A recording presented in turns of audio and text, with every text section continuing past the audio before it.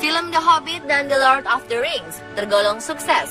Di sana ada sosok Frodo Baggins, manusia kerdil, yang menjadi tokoh utama dalam film garapan sutradara Peter Jackson ini. Tetapi ternyata manusia bertubuh kecil seperti Frodo Baggins ini tidak sepenuhnya fiktif. Dan tahukah Anda, jika manusia-manusia berpostur mini ternyata pernah hidup di Indonesia loh? Lalu apakah benar pengarang cerita fiktif ini, J.R.R. Tolkien, terinspirasi dari manusia kerdil yang ada di Indonesia? Untuk itu, langsung saja kita simak informasinya dalam segmen spesial Misteri Manusia Kerdil di Indonesia versi On The Spot.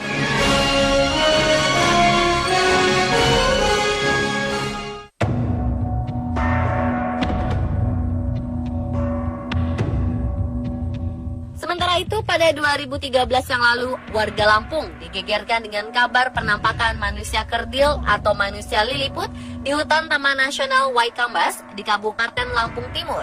Dilaporkan, petugas polisi yang tengah bertugas mengaku melihat 2 kali penampakan manusia liliput dalam rentang waktu yang berdekatan.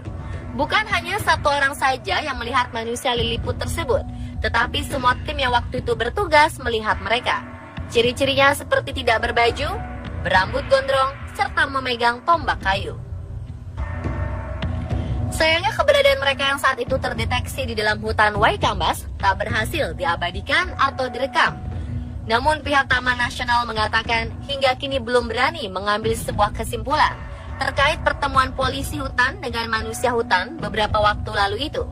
Apalagi kejadiannya begitu cepat, dengan jarak pandang saat itu relatif cukup jauh, ditambah lagi langit yang sudah berubah dari sore ke malam hari.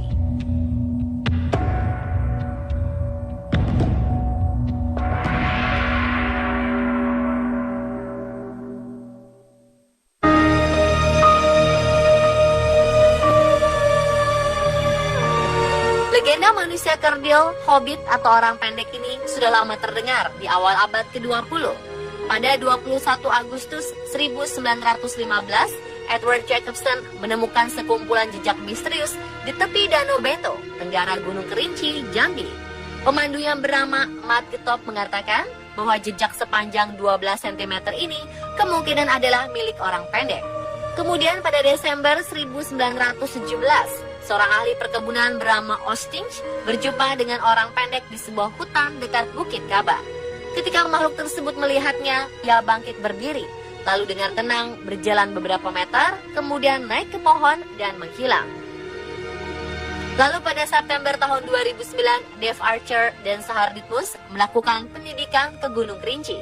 Mereka melaporkan bahwa mereka telah menemukan jejak kaki yang diyakini sebagai milik orang pendek. Mereka mengaku melihat orang pendek dengan mata kepala sendiri. Menurut mereka, sosok ini awalnya bersembunyi di belakang pohon, lalu kemudian tiba-tiba berlari dengan 2 kaki yang masuk lebih dalam ke hutan. Menurut Dave, orang pendek memiliki beberapa kemiripan dengan simpanse. Bedanya, makhluk ini berjalan dengan 2 kaki seperti manusia.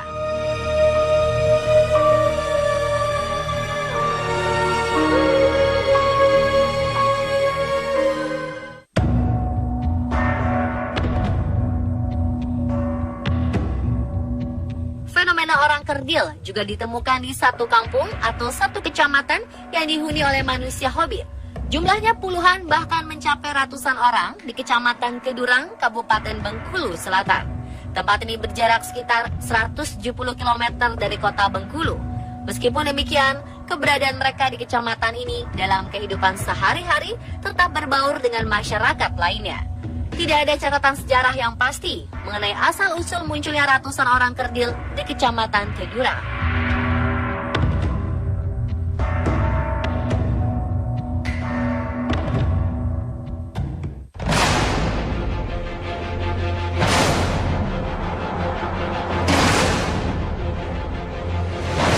Berbeda dengan Homo floresiensis, orang kerdil di Sulawesi Selatan ini dikenal dengan sebutan suku Oni.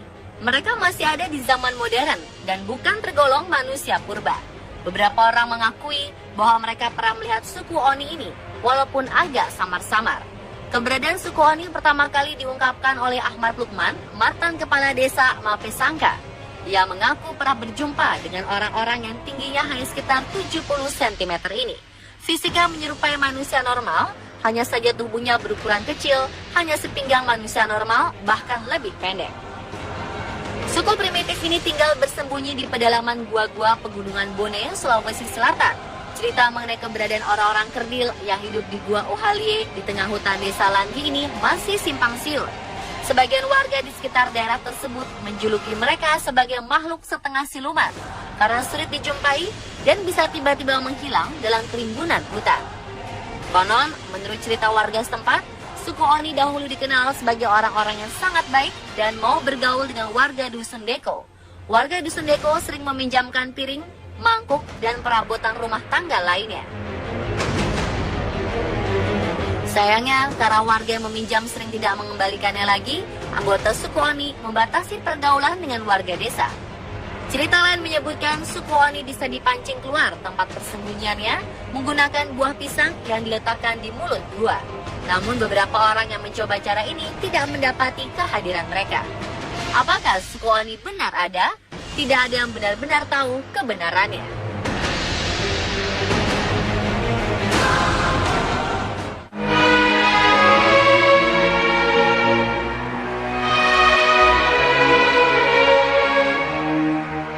Temuan manusia kerdil di Gua Batu Kapur, Liang Bua, Kabupaten Manggarai, Flores, 2003 lalu. Fosil hasil temuan ini menunjukkan mereka hidup di Pulau Flores, Nusa Tenggara Timur, sekitar 18.000 sampai 36.000 tahun silam. Manusia kerdil ini kemudian digolongkan ke dalam jenis Homo floresiensis.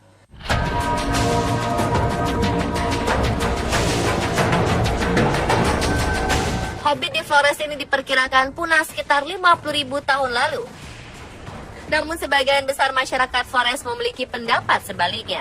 Mereka meyakini bahwa orang-orang pendek di kampung Rampasasa, ada 6 orang warganya adalah keturunan Homo floresiensis di Liang Bua.